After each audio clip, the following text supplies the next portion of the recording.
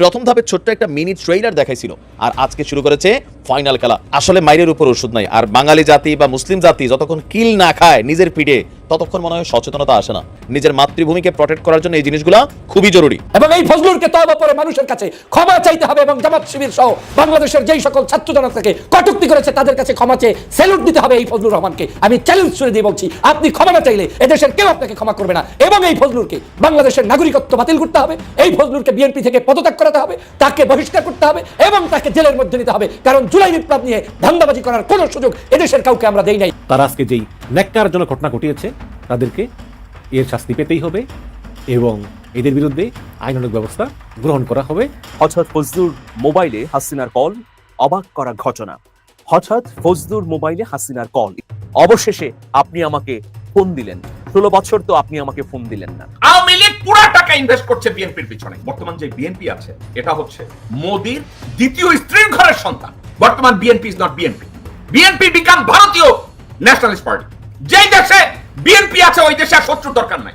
এবং কুমিল্লা 6 আসনের এমপি আকম বাহারউদ্দিন এবং তার মেয়ে কুমিল্লা সিটি কর্পোরেশনের মেয়র তাহসিন বাহার সূচনা, এই বাবা মেয়ে দুজনই কলকাতা পুলিশ গ্রেফতার করেছে। তৌহিদ আফ্রিদির একটি কলে ডিবি অফিসের মধ্যে ধরে নিয়ে আমাকে 1 ঘন্টা নির্মম ভাবে পিটায় এবং সেদিন আমি ভিতর থেকে মরে যাই। এবং আমাকে বলা হয় যদি এই ঘটনা আমি কাউকে বলি তাহলে আমাকে তারা গুম করে দিবে। আমার অপরাধ ছিল শুধু তাকে নিয়ে একটা ভিডিও বানানো, যে ভিডিওর মধ্যে আমি কিছু সত্য তথ্য তুলে ধরেছিলাম যেটা তৌহিদ আফ্রিদির পক্ষেই ছিল। তারপরও সে বুঝতে পারে নাই, আমাকে নিয়ে ডিবি অফিস এমন ভাবে পিটাইছে যে আমি 2 মাস ভাই চেয়ারের মধ্যে। আসসালামু আলাইকুম প্রিয় দর্শক, বর্তমান সময়ের রাজনৈতিক প্রেক্ষাপট বা পরিস্থিতির উপর বিশ্লেষণ করে আপনাদের সামনে কিছু গুরুত্বপূর্ণ ভিডিও ফুটেজ নিয়ে হাজির হয়েছি।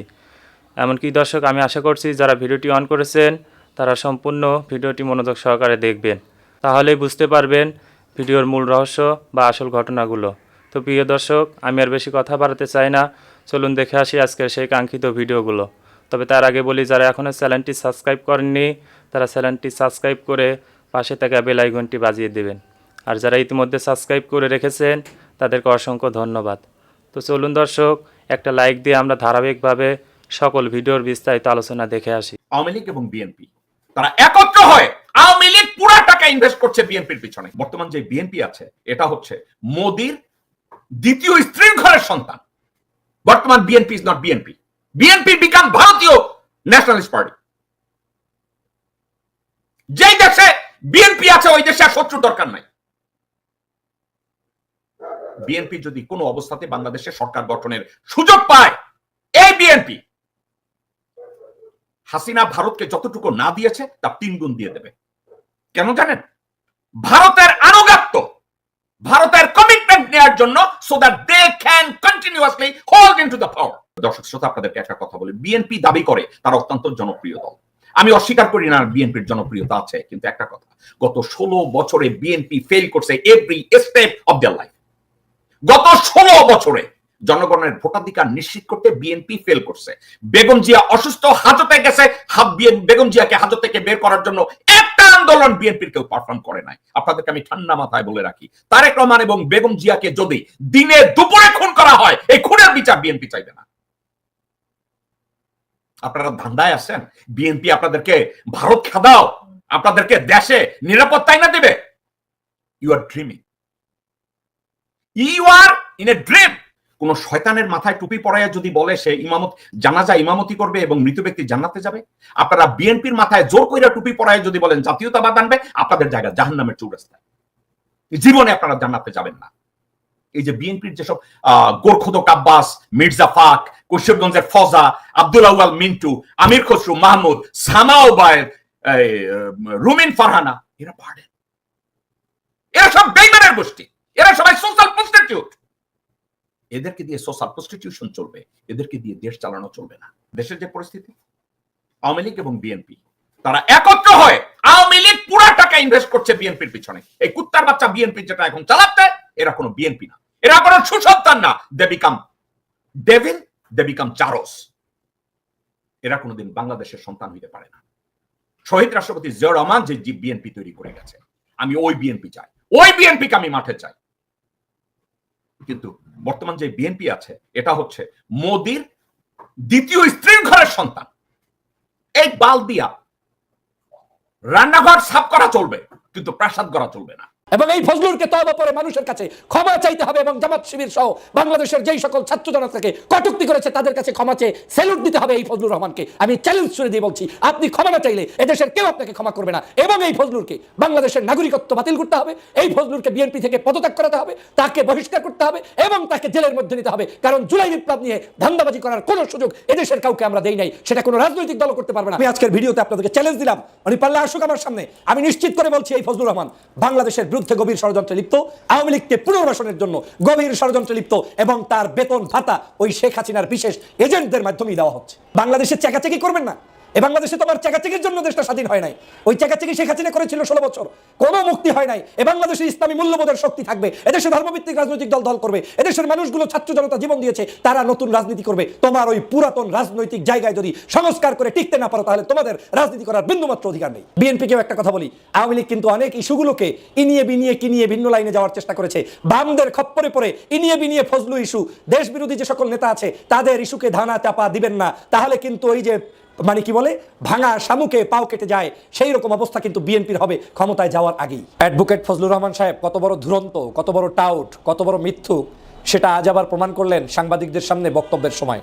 সাংবাদিকরা তাকে প্রশ্ন করেছেন যে আপনি জুলাই বিপ্লবকে কেন কালো শক্তির হাত রয়েছে বলে মন্তব্য করেছেন এবং কালো শক্তি 5ই আগস্ট সংগঠিত করেছে, এই মন্তব্যের জবাব দিন।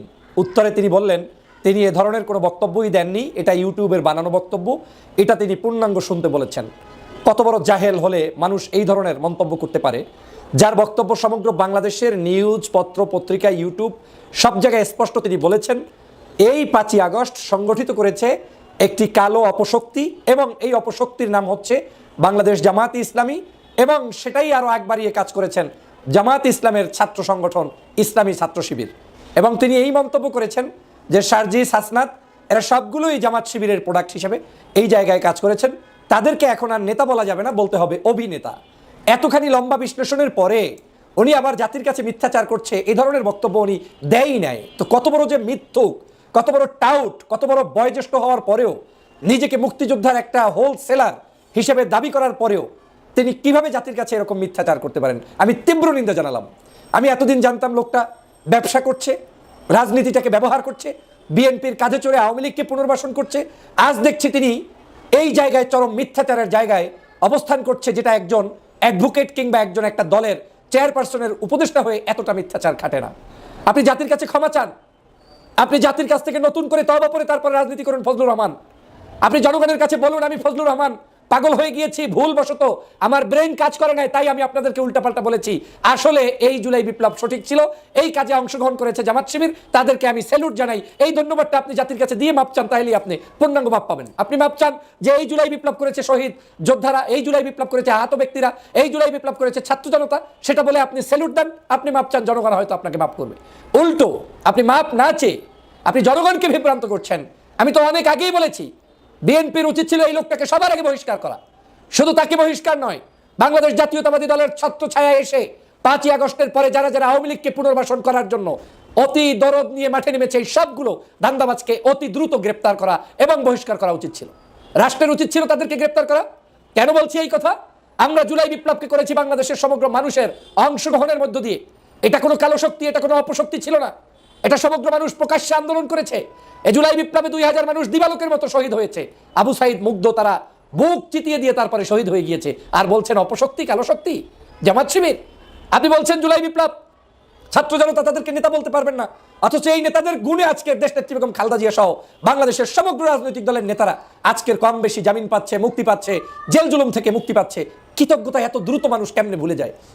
এত দ্রুত মানুষ কিভাবে নেমো খারাপ হয়?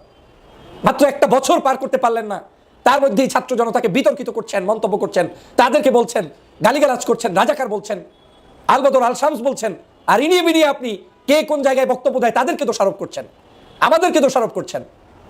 এইসব বিএনপির উচিত এই সকল দুষ্ট লোকগুলোকে দ্রুত আজকের বহিষ্কার করে দেয়া এবং ভালো মানুষ নিয়ে রাজনীতি করা। তৌহিদ আফ্রিদির একটি কলে ডিবি অফিসের মধ্যে ধরে নিয়ে আমাকে 1 ঘন্টা নির্মম ভাবে পিটা এবং সেদিন আমি ভিতর থেকে মরে যাই এবং আমাকে বলা হয় যদি এই ঘটনা আমি কাউকে বলি তাহলে আমাকে তারা গুম করে দিবে। আমার অপরাধ ছিল শুধু তাকে নিয়ে একটা ভিডিও বানানো, যে ভিডিওর মধ্যে আমি কিছু সত্য তথ্য তুলে ধরেছিলাম যেটা তৌহিদ আফ্রিদির পক্ষেই ছিল। তারপরও সে বুঝতে পারে নাই, আমাকে নিয়ে ডিবি অফিস এমন ভাবে পিটাইছে যে আমি 2 মাস ভাই চেয়ারের মধ্যে বসতে পারি নাই। বন্দুকের বাড়ির আঘাতে আমার এক চোখ ফুলে যায়, কালো হয়ে থাকে, আমি চোখ দিয়ে ভালো করে দেখতে পারি না। সেদিনের পর থেকে এই পর্যন্ত আমি স্ট্রংলি প্রতিবাদ করতে পারি নাই। আমি ভিতর থেকে অনেক আগেই চুপ হয়ে যায়। সেদিন বুঝতে পারি যে পুলিশ কিভাবে টাকার কাছে বিক্রি হয়ে যায়। মাত্র কিছু টাকার জন্য আমাকে নিয়ে তারা এমন ভাবে পিটায় যেটা কখনো আপনি কল্পনা করতে পারবেন না। আজ এই ঘটনার প্রায় 2.5 বছর কেটে গেছে। এক এক করে সবাই মুখ খোলা শুরু করছে, কাদের কাদের সাথে এরকম কাজ করছে। এখন সবাই সব সত্যটা বলে দিচ্ছে। কথায় আছে না, আল্লাহ ছাড় দেয় তবে ছেড়ে দেয় না। আমি তৌহিদ আফ্রিদিকে মাফ করে দিচ্ছি, কিন্তু আল্লাহ তাআলা কিন্তু মাফ করে নাই। আজ থেকে 2.5 বছর আগে আমি তৌহিদ আফ্রিদিকে নিয়ে একটা ভিডিও বানাই, যে ভিডিওর মধ্যে আমি কিছু সত্য তথ্য আপনাদের সামনে তুলে ধরেছিলাম। সেই ভিডিওটি তৌহিদ আফ্রিদি মেনে নিতে পারে নাই, যার কারণে তার টিমমেট থেকে প্রথমে রাহি আমাকে একটা ফোন দেয়, দিয়ে বলে যে ভাই আপনি কি ভিডিও বানাইছেন, আফ্রিদি ব্রো তো খুব রাগান্বিত হয়ে গেছে। আমি বললাম ভাই আমার যদি কোনো ভুল থাকে আপনি বলেন, আমি তাড়াতাড়ি ভিডিওটা ডিলিট করে দিই। পরে বললো না, ব্রো যতক্ষণ না বলবে ততক্ষণ ওই ভিডিওটা ডিলিট করতে পারবেন না। তো আমিও আশায় আছি যে কখন আফ্রিদি বলবে ভিডিওটা ডিলিট করতে, আমি ডিলিট করে দিব। দুপুরবেলা ফোন দিল তার টিমমেট থেকে জাকারিয়া। সে ফোন দিয়ে বলল যেহেতু আপনি একটা ভিডিও বানায় ফেলছেন, আপনি একটু ডিবি অফিসে আসেন, আপনি এখানে এসে একটা মুসলেখা দিয়ে যান যে আর কোনোদিন এই ধরনের ভিডিওগুলো বানাবেন না। তো আমি চিন্তা করলাম যেহেতু পুলিশ ডাকাইছে ডিবি অফিসের মধ্যে, সেহেতু আর কোনো ঝামেলা নাই, পুলিশের সামনে তো আমাকে মারধর করতে পারবে না।